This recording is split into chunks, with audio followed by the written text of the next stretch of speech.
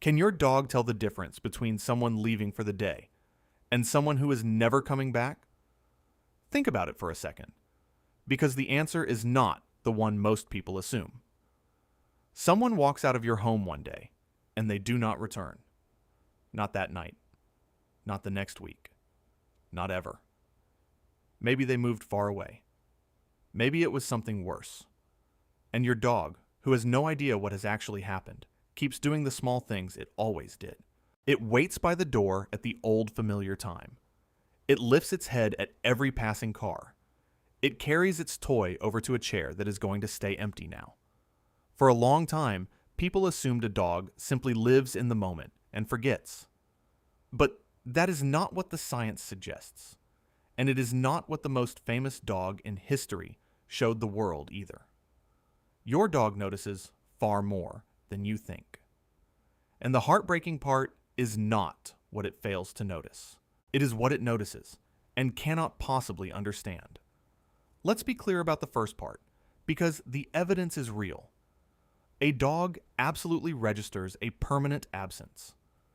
When a member of the household disappears for good, whether a person or another animal, a great many dogs change, and they change in ways that are impossible to dismiss.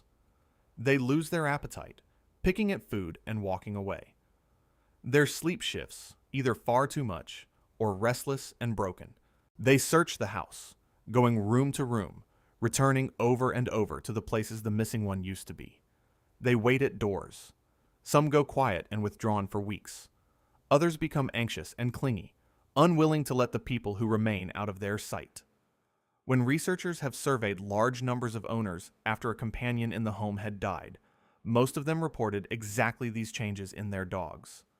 So, this is not sentimentality, and it is not one unusual dog. It is a consistent, widely reported pattern. Your dog is not blank when someone vanishes. Something in its world has clearly, deeply gone wrong, and it knows it. And notice what makes this different from an ordinary goodbye. Every normal day, your dog watches you leave and then waits, and the waiting ends because you come back, and the world is set right again. But when someone is gone for good, that resolution never arrives. The next morning comes, and they are still not there. And the next. The waiting does not get its ending. The routine does not snap back into place. And slowly the absence stops feeling like a normal departure and starts becoming something the dog has no name for. It is not that the goodbye was different. It is that, this time, the coming home never happens. And to understand how far that noticing can go, you only have to look at the most famous dog who ever lived. Nearly 100 years ago, in Tokyo, there was a dog who walked his owner, a university professor, to the train station every single morning, and returned to that same station every evening to greet him as he came home. It was their ritual, the shape of their days together. And then one day, the professor went to work, and he died there suddenly, and he never came back to the station. He was gone for good. But the dog did not know that. So the dog went back to the station that evening at the usual time and waited. And he came back the next day. And the next. That dog returned to that station, waiting for an owner who was never coming, every day, for nearly 10 years, until the end of his own life. Think about what that really shows. The dog noticed, completely, that his person was gone. The absence was as real to him as anything in the world. What he could not do was understand why, or that it would never end. And so he did the only thing love left him able to do. He kept the appointment. For 10 years. You can see smaller, quieter versions of this in ordinary homes all the time. The dog that goes back, again and again, to the bedroom of the person who is gone. The dog that drags itself onto their side of the couch, or curls up on a piece of their clothing left in the laundry, and lies there breathing in what is left of them. The dog that carries a toy to the empty chair, the way it always used to, and sets it down, and waits to play a game that is not going to come. These are not random habits. They are a creature returning to the last places its person still exists, in scent and in memory, holding on to the fading evidence that they were ever here at all. That is the gap that sits at the heart of all of this. Your dog notices the absence with total clarity. What lies beyond it is the concept of death itself, the idea of permanence, of never again, and there is no good evidence that a dog can hold that idea at all. So when someone is gone for good, your dog does not arrive at the conclusion that they have died. It has no category for that thought. What it experiences instead is something rawer and stranger. It registers the effect, the missing scent, the missing footsteps, the missing voice, the hole torn in the daily routine without ever grasping the cause. It knows that the person who should be here is not here. It does not know that they are never coming back.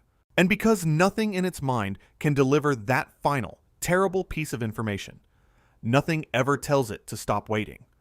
So it keeps noticing the absence, fresh, again and again, with no way to ever resolve it.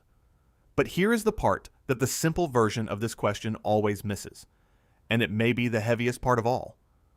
Because your dog does not only notice that the person is gone, it notices you. When someone is lost for good, the entire household changes. The people who remain move differently. They sound different.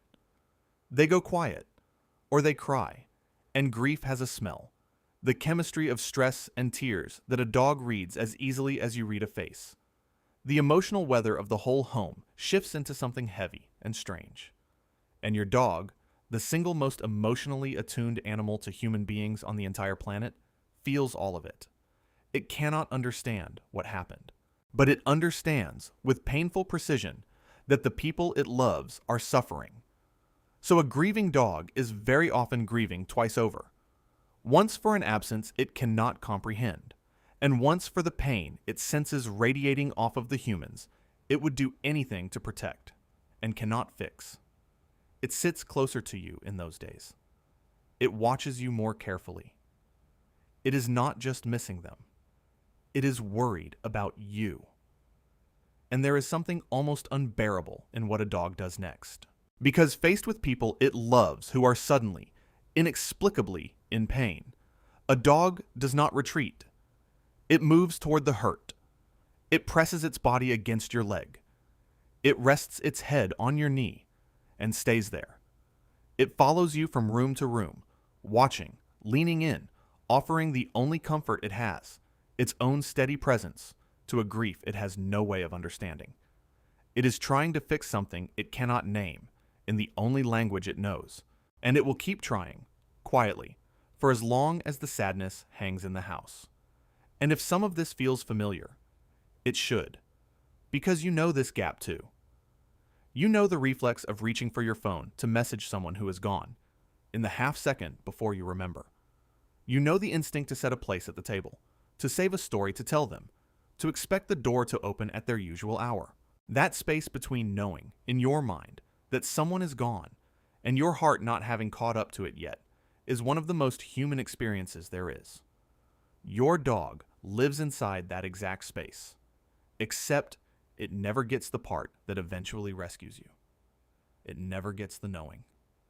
It stays in the reflex, the expecting, the listening for footsteps, permanently, because the understanding that would slowly let it stop never arrives. And in those first hard days, when the whole house is heavy with loss, your dog feels that weather pressing down too, grieving in a language it cannot tell you, for reasons it cannot name. And whatever it is your dog is going through, the fact that it goes through anything at all is the part that should land the hardest, because of what it quietly says about the one who is gone, and about you. A dog does not stop eating over an empty chair for no reason. It does not search the rooms for someone who never mattered. The depth of the noticing is, precisely, the depth of the bond. For an absence to bend a dog's whole behavior out of shape, the presence that left had to have been woven into the very structure of its world. The grief is not separate from the love. It is the proof of it, written out in a quiet house, an untouched bowl, and a long wait at a door. So, does your dog notice when someone is gone for good? Yes. It notices in every single way that it can. It notices the silence where a voice used to be, the gap in the routine, the scent slowly fading from the air, and the grief written all over the people who remain. What it cannot do, what it will never be able to do, is understand. And so, like that dog at the station all those years ago, it does the only thing that is left. It keeps the watch. It waits for someone who is not coming back. Not because it is foolish, but because love, without any concept of death, simply has no reason to ever stop. It will go on noticing the absence, freshly, day after day, and it will never receive the one piece of understanding that would finally let it grieve, and let it go, and let it rest. It just keeps showing up to wait. So the next time you see your dog lift its head at a car that is not the right one, or settle down to wait by a door that is not going to open, do not look away too fast. You are watching the truest proof there is that it noticed that the one who is gone was real to it and loved by it, all the way down.